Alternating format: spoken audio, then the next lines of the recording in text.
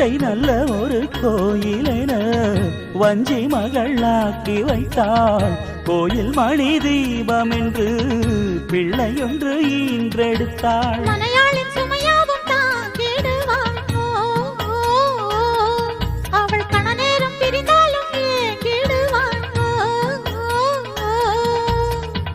உப்பு கல்லை வைரமாய்